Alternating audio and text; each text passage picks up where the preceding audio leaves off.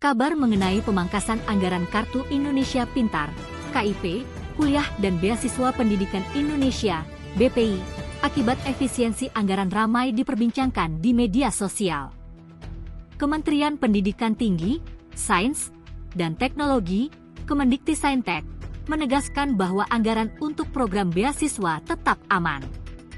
Dalam unggahan yang viral, disebutkan bahwa sejumlah program beasiswa, termasuk KIP Kuliah, BPI, dan Beasiswa Afirmasi Pendidikan Tinggi, ADIK, terkena dampak efisiensi anggaran.